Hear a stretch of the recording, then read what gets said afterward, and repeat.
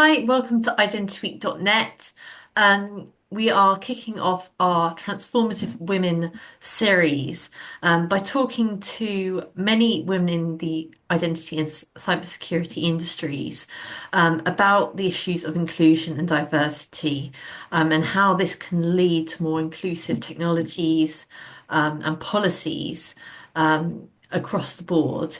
It's really great today to speak to Shrati Kulkarni, who's an IAM expert really at Alexon. It's really great to speak to you today. Can you just explain kind of your work in the identity space, really? How long have you been in the industry? And what's your, when you hear this topic, what's your first thoughts about the issues that women face with inclusion? So I've been in security field for a long time now. I think it's more than 15 years now that I've been in this space, and it's a very interesting place to be in. Um, Inclusion, not just as a woman or many others. There are many other diversities that you can actually include. I think it's a very interesting perspective because it brings in different thought processes, different ways of looking at security, because people come from different backgrounds. I was a developer for a long time, and then I moved into security, not directly, with various jumps. But I'm sure I have met people from various other backgrounds, like from enforcement area or from legal uh, environment, and everybody brings a different perspective, which makes, I think, cybersecurity a much stronger field than if it were just security people out of college or who have been educated in security. If you see what I mean. Yeah, that's right. I mean, our industry kind of spans, financial sectors, law enforcement, identity vendors, and we've got a broad spectrum of people who attend our events. Um, on this point, then, how does inclusion in the workplace lead to more inclusive technologies, products, initiatives? What's the connection between the workforce and the products? Um, Bringing different perspectives from different backgrounds, which is what inclusion is about. It gives, it provides, makes the product and the service that is being provided as much richer. Because, for example, I may be thinking only from perspective of policies and processes. But what about the technology side of it? We need people who think from a technology side of it. And then when you come to technology and combine it with policy and processes, then we need people who can think on the edge cases. Because when your product or your service is going right, the mainstream works well, but when it falters when you meet the edge cases. So having people from different backgrounds, women have a tend to think more about, I don't want to say overthinking, but they think about really very different things. Being a woman, I do that too. I bring in, uh, I look at things from a very different perspective. So thinking about those edge cases makes the product and the services as much stronger and richer. So I think it's quite important to have that kind of inclusion in, not just in identity and access management, but also in various other spaces of cybersecurity. What are the barriers that, inclusion faces really across, especially technology sectors, which are more heavily male dominated? How do we retain women in these sectors, so that we can see innovation? So there are two sides to this. One is whether women are interested in being in the sector.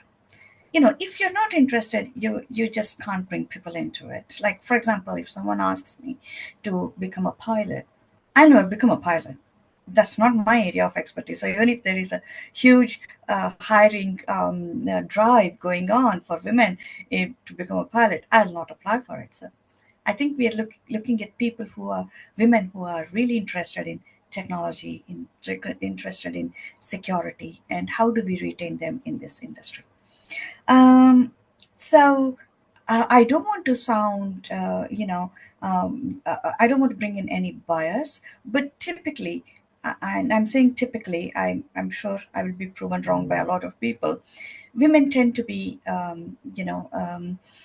they tend to do various roles at home and at workplace. So when you're trying to balance out different jobs, because looking after a home or supporting a family at home is also a job in a way, that becomes challenging. So I've met, in due course of my career, I've met women who have taken an informed decision to not come back to job after having a baby, for example, or after getting married or having a life, some kind of a event happening in their life. So I think what for such people, it's not like they are not interested in doing a job. It's just that they have other overpowering priorities which take higher precedence in their life.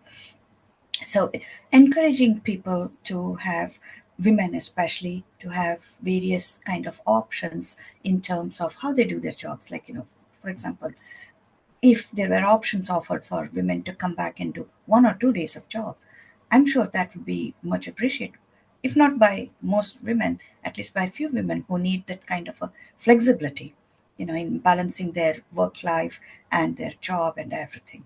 So bringing in flexibility, encouraging women into coming back in technology after they have taken a break, those are quite important in life, especially in today's situation.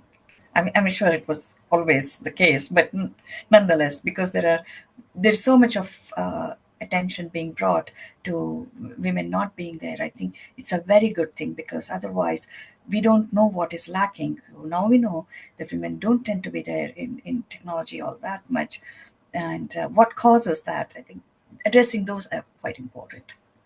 I think a lot of women are going to relate to what you're saying.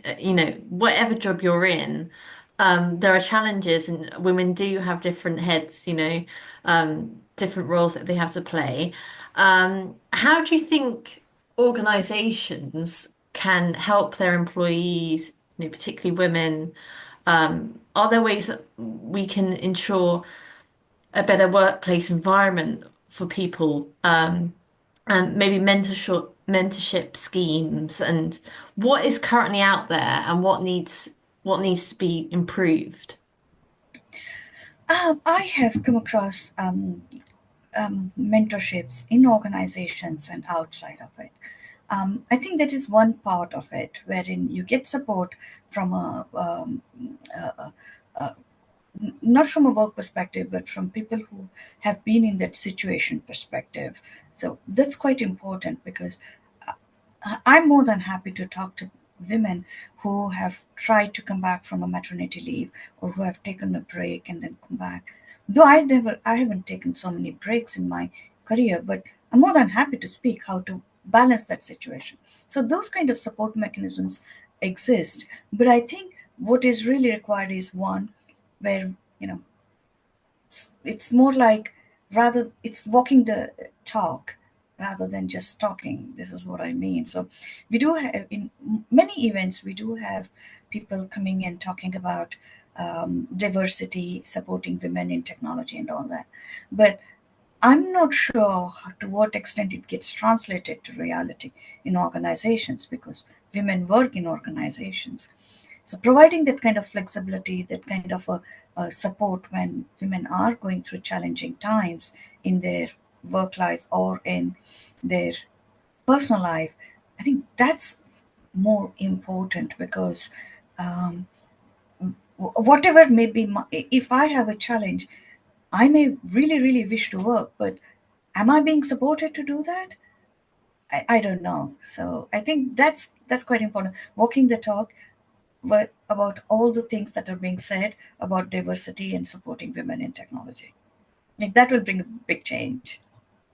Yeah, valuable strategies rather than tokenistic, you know, values, definitely. Um, One thing I'm exploring in the report I'm writing is kind of the gendered impacts of technology, particularly with AI, um, and bias and, the deep fake attacks against we're seeing people in the media, women in the media. This is an interesting angle to the discussion. As in, are technologies really created by an inclusive workforce? Um, and are they inclusive themselves, or do they have gendered, sorry, I'm gonna pause that.